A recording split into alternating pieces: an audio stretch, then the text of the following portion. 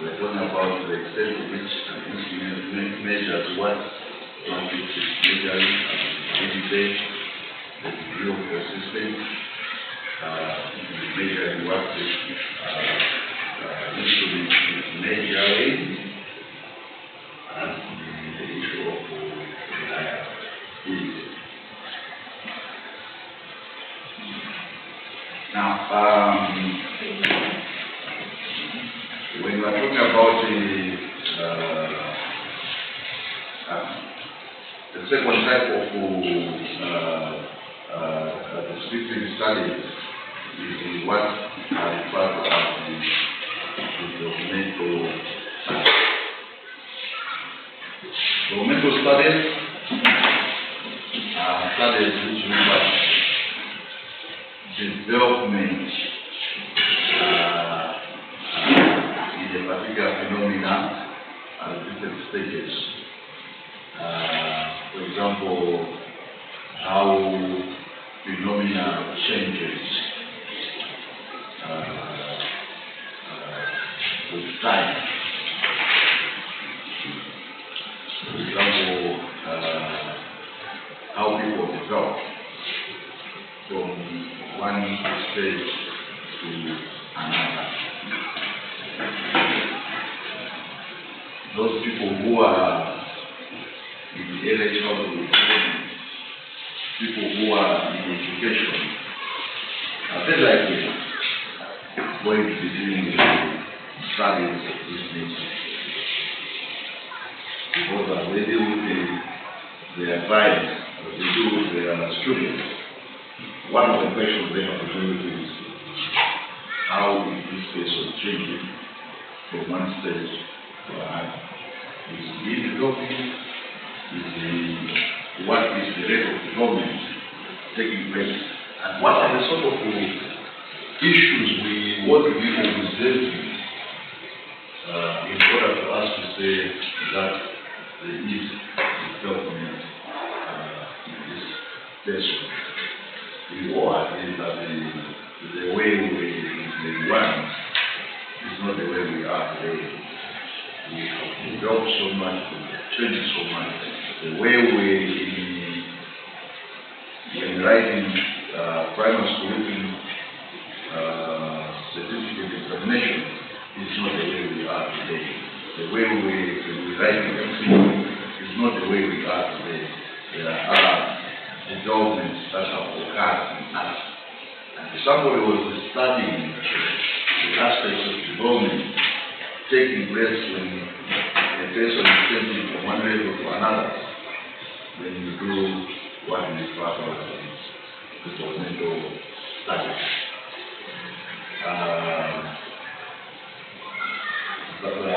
So changes at various age levels, changes at the various development aspects. For example, in the education is the development aspects we're talking about. It could be in farming, the way you start farming, and after 5 years as a farmer, are you going to be the same type of a farmer? If you are employed,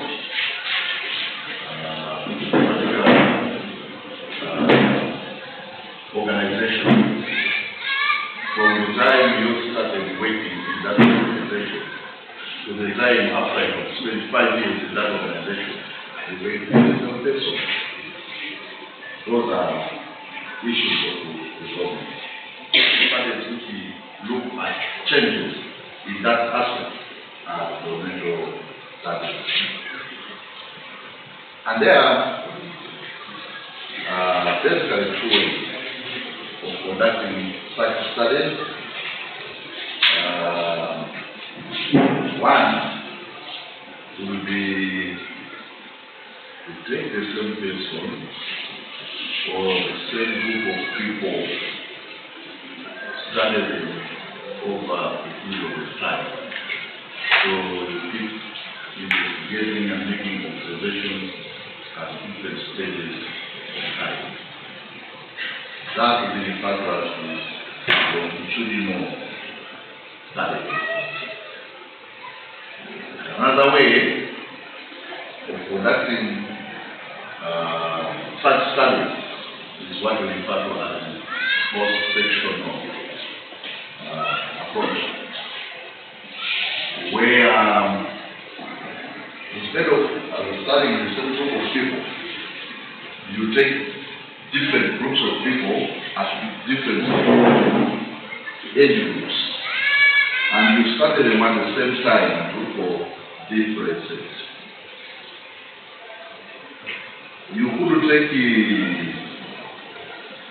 a class, the one, and you study the students as we go on from grade 1, grade 2, grade 3, grade 4, and you see the sort of changes which are occurring as they are going up. That would be longitudinal. As opposed to taking at the same day, you look at those students who are in grade 1, those who are in grade 2, those who are in grade 3, and you study the differences at post-grade base. That would be a cross-section study. And there are strengths and weaknesses of these approaches. So in terms of design, you have to think about which approach am I going to take and why.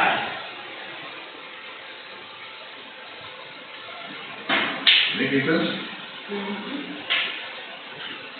The longitudinal study, one of the major challenges is to maintain the population.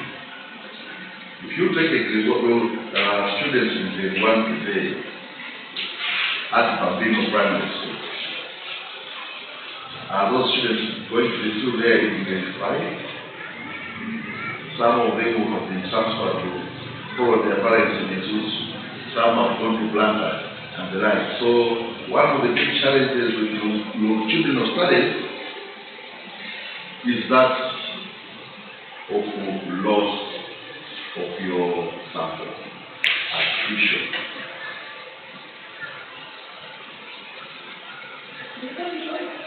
Attrition. Losing. Some people are getting out of that study. So that's the one challenge.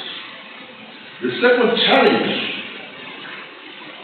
is these types of studies, they require your extended commitment on that study. You then require to continue conducting that study for a period of 8 years. You want to have a study to see the differences which will come from grade 1 to grade 8. It means you have to be in this study for 8 years. So you also have to ask about your own time. Do you have that time? Associated with that challenge is people financing you. Are they going to continue financing you for the whole 8-year period? So there are quite a number of challenges of that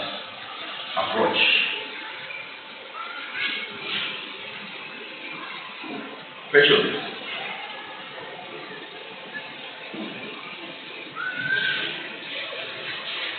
So studies which look at the same sample of samples over an extended period of time. The advantage though is the observations you made previously. They remain the same. They don't change. You cannot argue to say that maybe my grade 1 was composed of very narrow students. When one of those were in grade 2, very intelligent students. So although we are comparing this, we are not comparing apples to apples, we are actually comparing apples to mangoes. They were different beginning. So the advantage is you consistently measure the same. So there is no issue of saying they are differences because of the sample. Using the same sample. But the problems, as I said, you need the commitment in terms of time, commitment in terms of the resources. If you study with a poor sample, that's it. You can't change. You are tied to that sample. And again, you cannot introduce new variables as the experiment because you have to remain what you started with. The other one is what my colleague was asking, what is attrition, loss of sample in the course of time. Questions?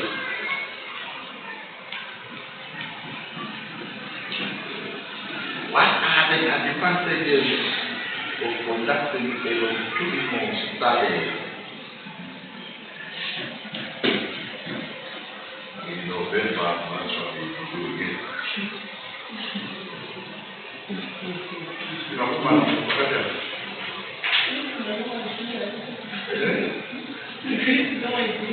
No. But these are the sort of things we're talking about. Unless they are patient in terms of longitudinal study.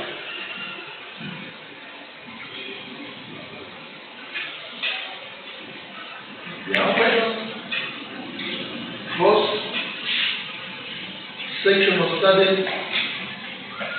involves the study of different subjects who are at different ages or different developmental stages at the same time. So you pick subjects, you pick the 1 class, a grade 4 class, a grade 6 class, a grade 8 class at the same time and study there. And then you look at the differences between those in grade 1 and those in grade 4. Differences between those in grade 4 and those in grade 6.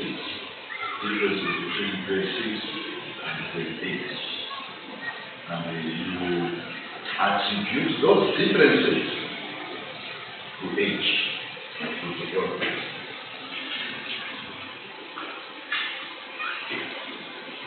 That's the first section of life. But we also have a challenge. Because the differences may not necessarily be only in class of age. If the grade 4 students were more intelligent in grade 1 as compared to the current grade 1 students, that is going to cause a difference. We are dealing with the two different groups of people. You are comparing mangoes and oranges. So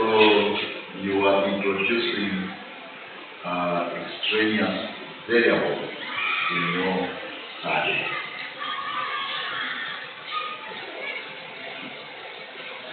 But cross-sectional studies help you to avoid the challenges associated with the longitudinal studies, especially issues of commitment over a long time, loss of subjects, and if you're studying with a poor group of subjects, then you are trying to that, those challenges are not there.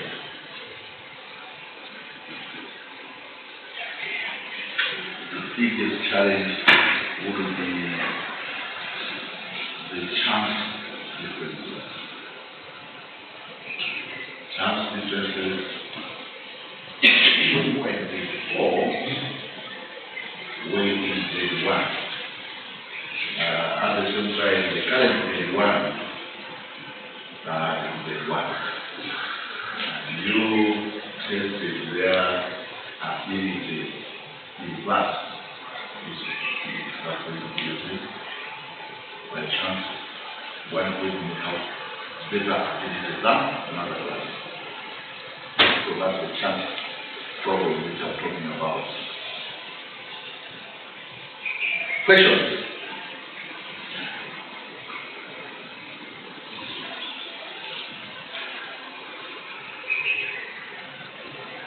One way of dealing with the chance problem is to use larger samples. In research, studies have shown that the larger the sample size, the more represented it is. That sample becomes in the population. So maybe instead of using only one class in grade 4, you may wish to take a number of schools and have several grade 4 classes, several grade 1 classes, several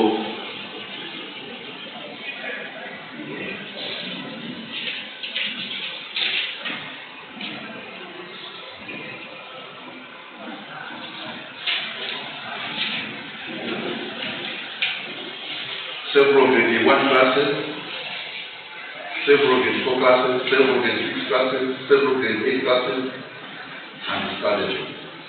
So all the grade 1 classes you combine here the class as the class of grade 1. All the grade 4 combine here the class of grade 4. And so on and so forth. Then you can compare. Because by chance you might find that the grade 1 class at Bambino was the 4 class. But the grade 1 class at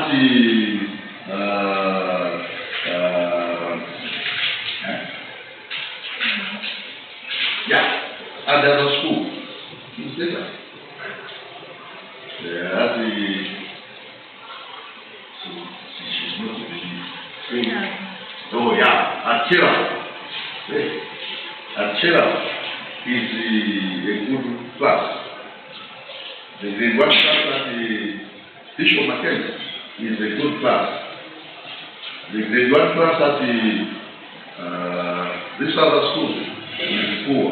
Now, when you combine the poor and the good, you average.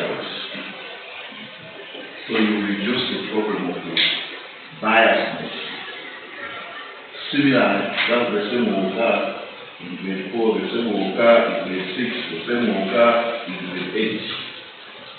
So you reduce the problem of that bias and resulting from chance differences.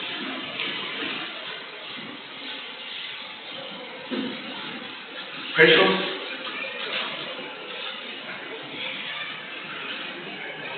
Compare and contrast the strengths and the weaknesses of longitudinal studies and cross-section studies, pretty much.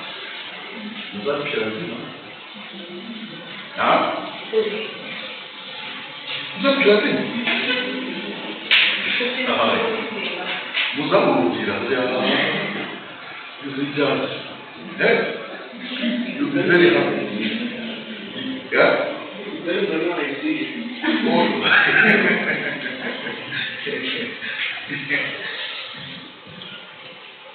But the animation is what I discuss.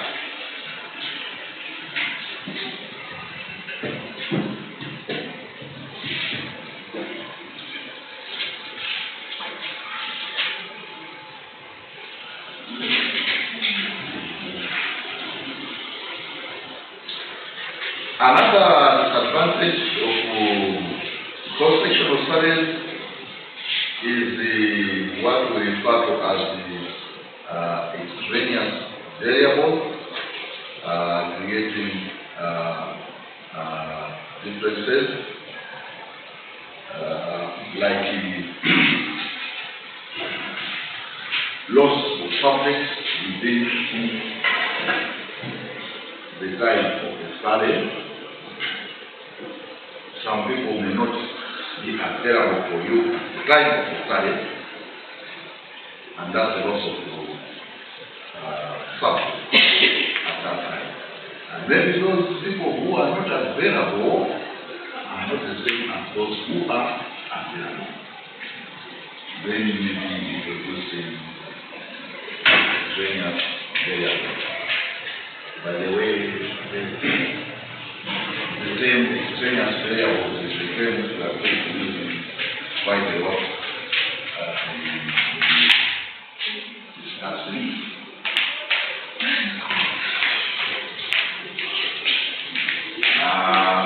When you hear me talk about the extraneous variable, I'll be referring to variables which you are not interested in, but they are causing a difference in your variable. Let's say, for example,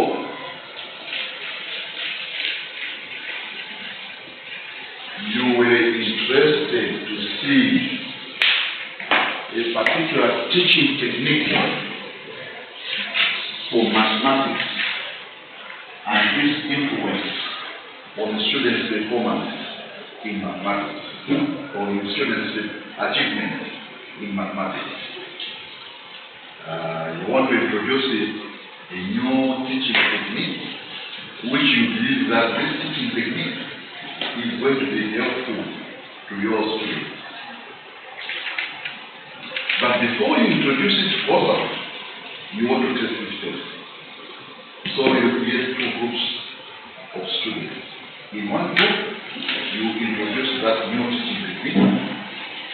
In that other group, you don't tend to teach them as you normally teach. And your hope is that in these two groups, the group which is using the new teaching technique will perform better than this group which is not using that technique. But lo and behold, at the time you have introduced that teaching technique, the classroom condition is also influencing the ability of the students to learn. Let's say in one classroom, the room is dark. In the other classroom, the room has more light. So, just the design of the classroom is also going to influence students' achievement.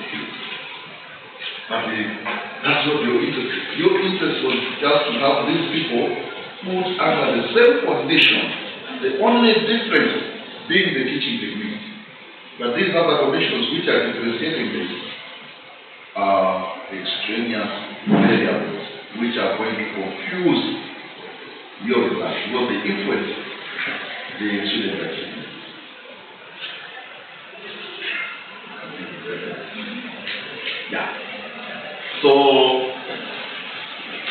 In the cross-sectional studies, one big challenge tends to be called extraneous variables. And the conditions given to grade 1 students, the same as the conditions given to grade 4 students, the same as conditions given to grade 6 students, grade 8 students. There might be some differences, and those differences might explain the reason why there is better achievement, poorer achievement. So when you are doing cross-sectional studies, make sure you look at those extraneous variables, and you should tell us how you have dealt with them in your study. Making sense? You remember when we were talking about when you're writing on methodology chapter 8, and I said that the first section, apart from the introduction of that chapter, is about research design. You remember that? And I was saying that we don't want to see how do discrete studies and stop there. You remember that? These are the reasons why we want to explain how you have designed your study. Because the longitudinal studies are discrete studies.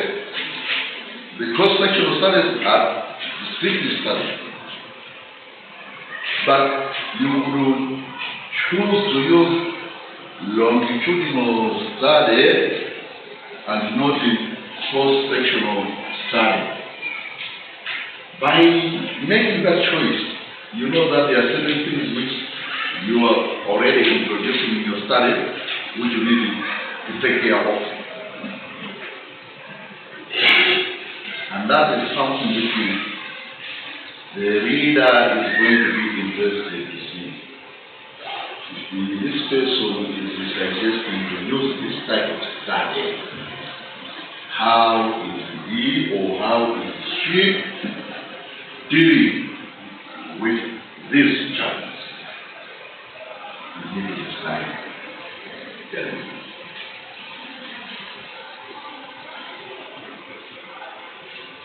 Yeah? Are we going to do it? Okay.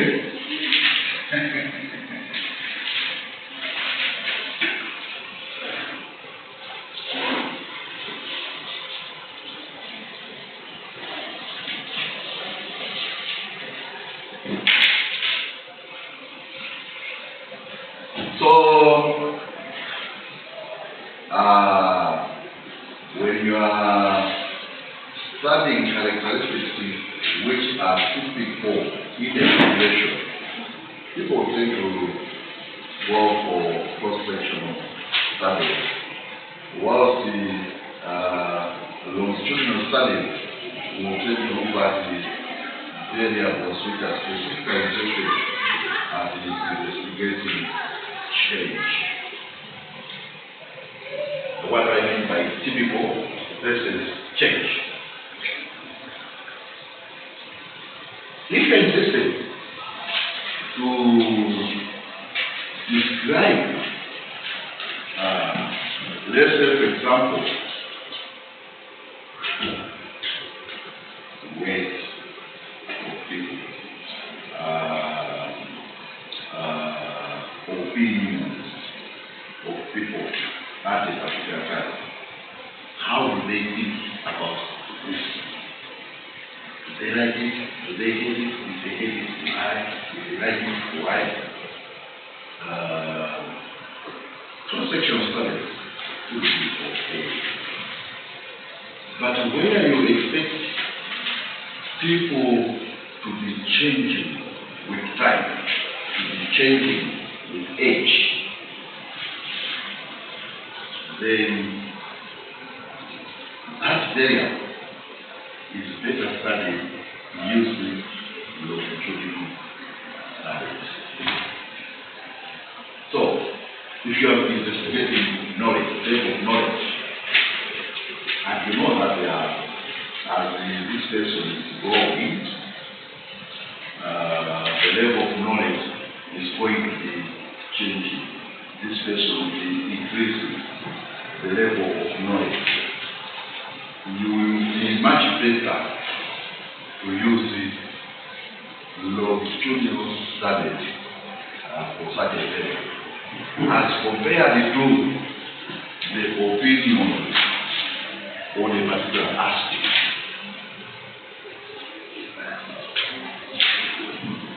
Does everybody understand? Okay.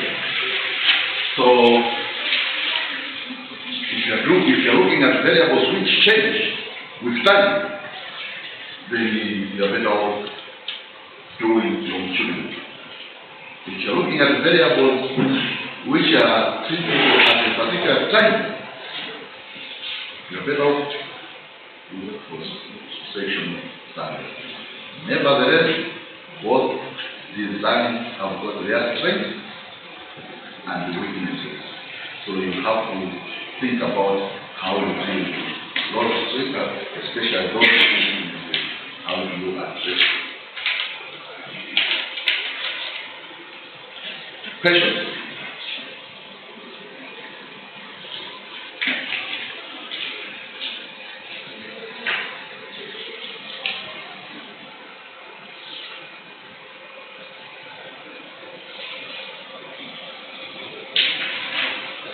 Forum studies is another descriptive type where your interest is to look at the development of your subject after introducing some intervention at one particular time.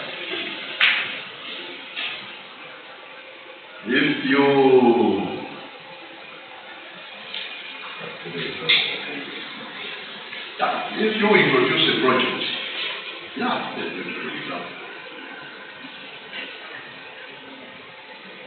you are working, you are in the business, you are promoting small business enterprises, and you come up with a project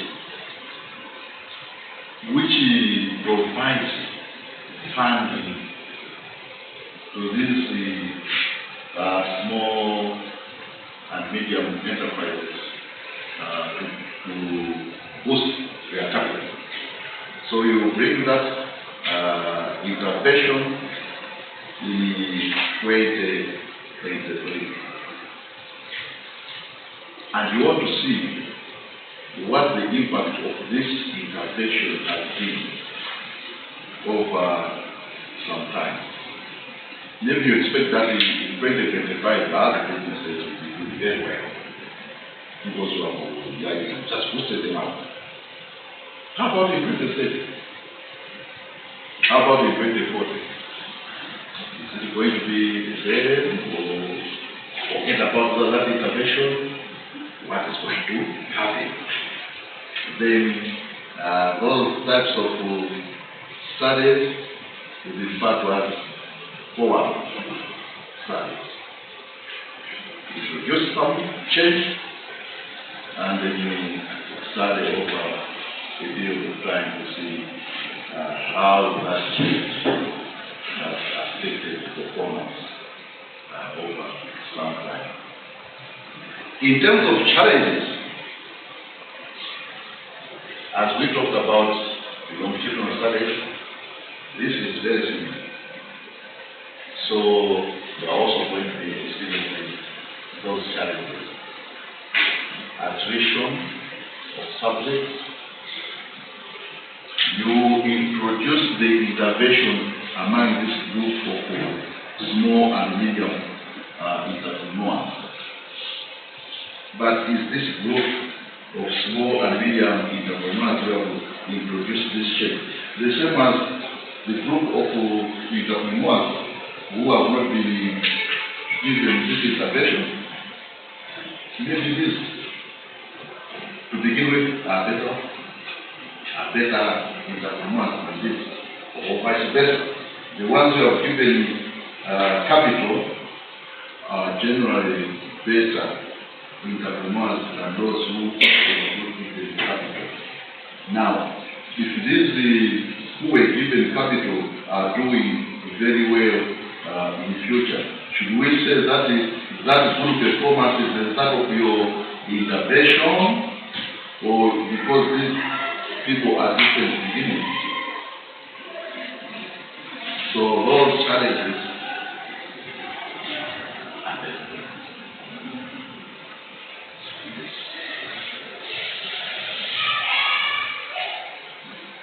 and the ways of dealing with them are the same ways we talked about in our children.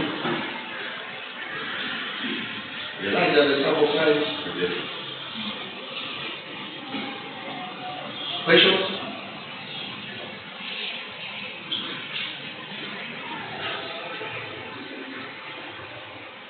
What is the difference between longitudinal study and co-op study? Well, that's the question. So now, and I'm not giving up my answer. You give me the answer.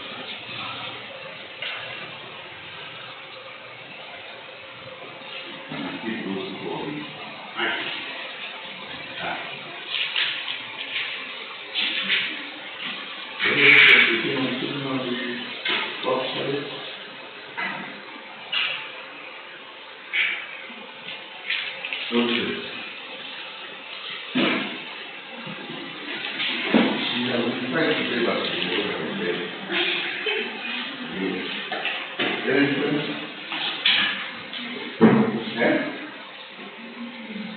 Not you. Not sure.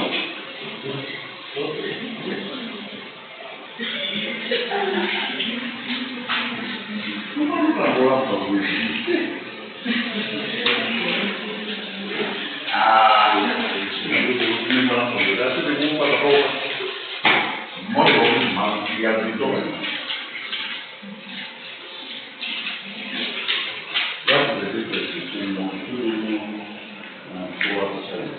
Yeah? You are not sure?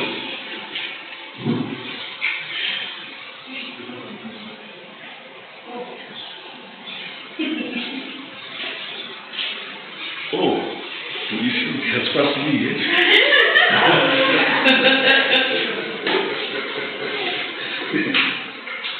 Ask the legal.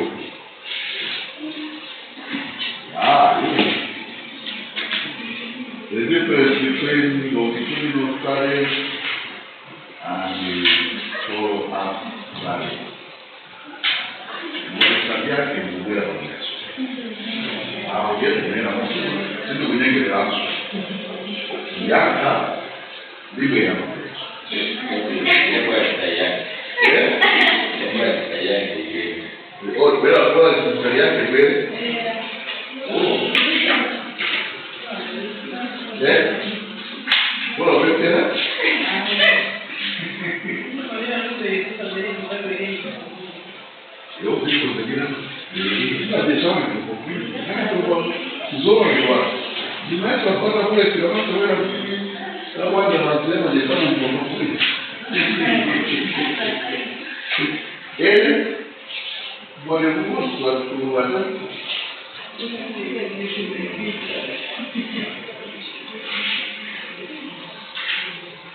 They are similar in terms of certain aspects.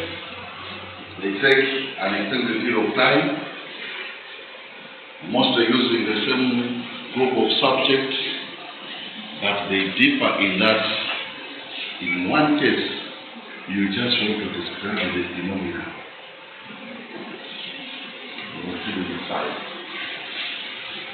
And see how that phenomena is changing over time. In the other case,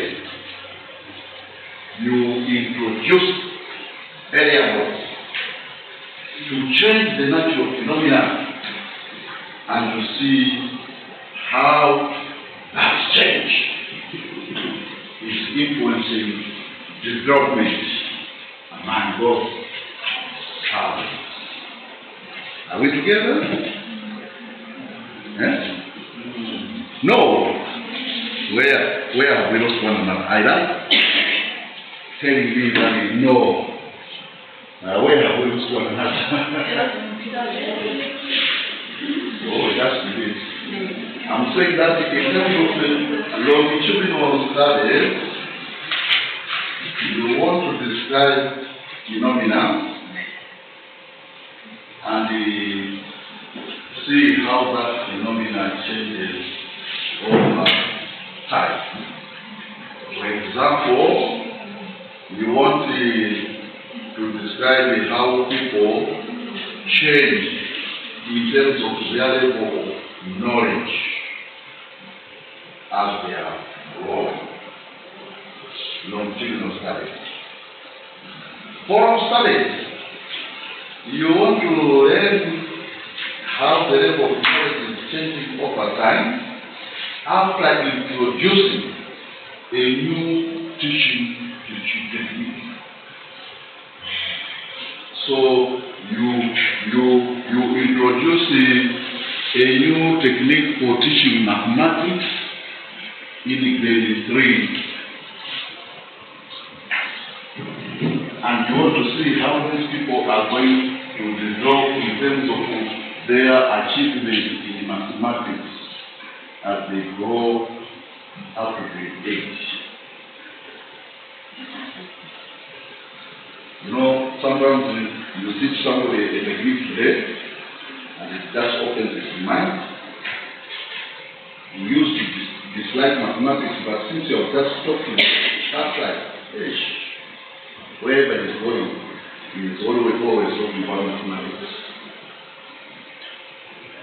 So, by introducing this teaching technique in grade 3, what sort of development will occur to this person?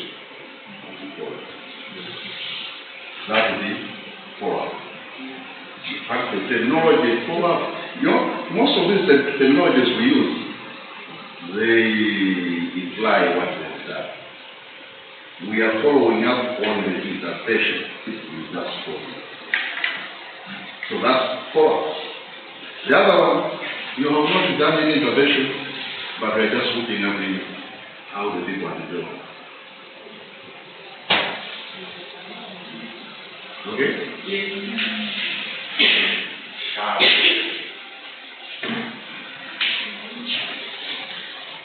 This is Ingereza. This is where you come from. I did it.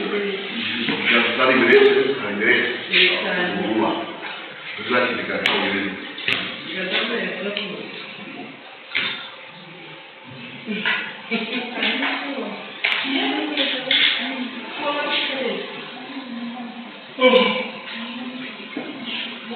Any questions on what we have talked so far?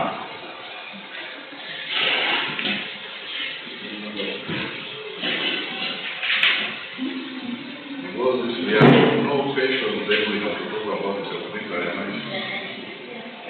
But if there are no questions, if there are questions, then we can stop on the follow-up. If there are no questions, we can start documentary. Yes? No. They give me questions. Wait. Yes?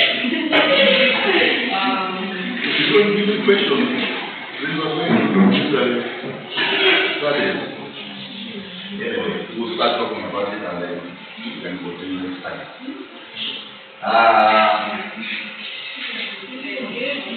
Documentary analysis.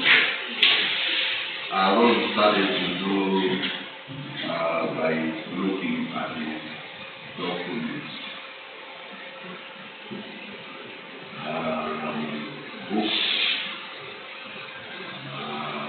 channel reports. You can conduct a study on what people are looking for. If you ask the question, what are the sort of developments that have occurred in early childhood education. A good strategy. And everybody go back into documents, look at what sort of issues people were experiencing when doing early childhood education in the 80s. How about in the 90s? How about in 2000? How about in the 2010s? There have been many changes. How do they documentary analysis? You're not interpreting it. You're not doing anything. But we just go into the documents and see the sort of things you can forecast.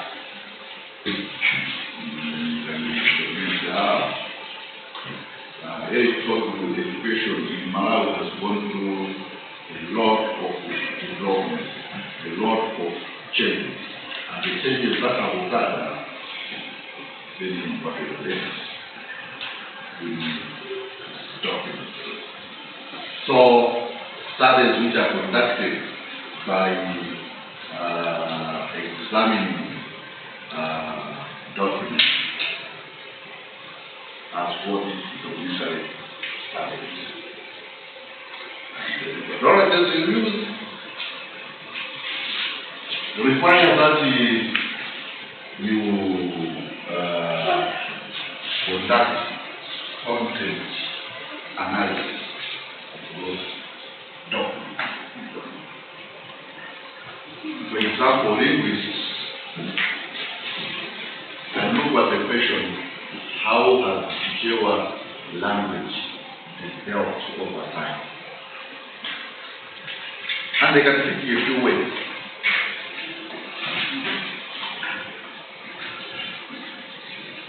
A very good example is my younger, my mother. You look at the sort of ways we use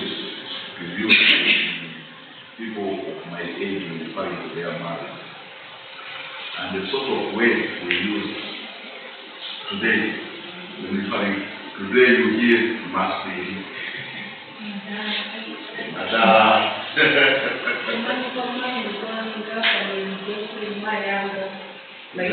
yes, don't send it here.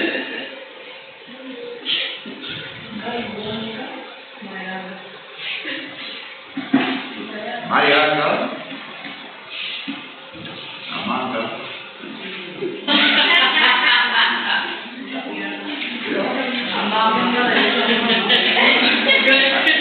I can give you an example. One time we were at Bunda. So yeah, we have a certain boy who was passing by, having carried some sugar canes, and we were a group of us lecturers, and we wanted to buy those sugar canes. So we asked this boy, can you show us this sugar cane? No man. So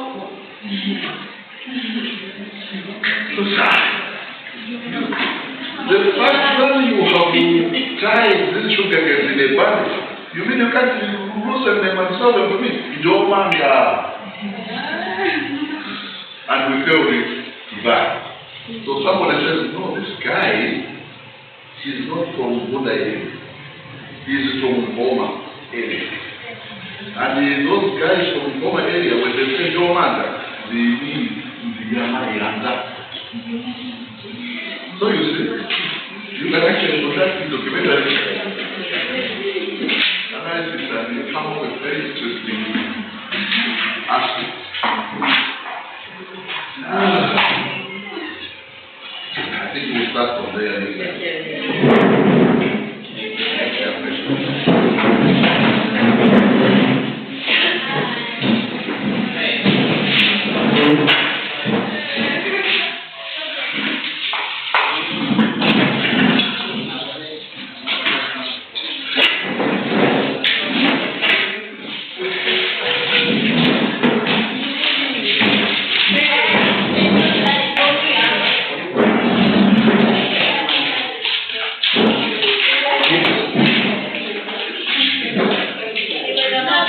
Yes.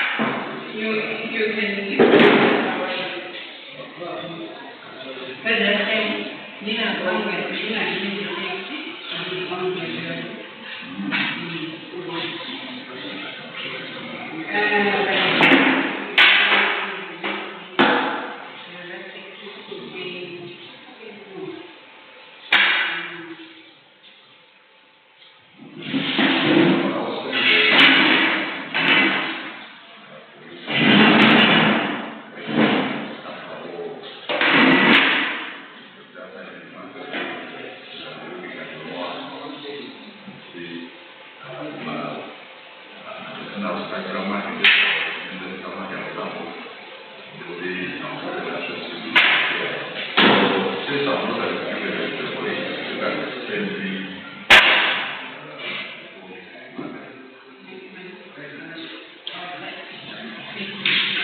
Are we making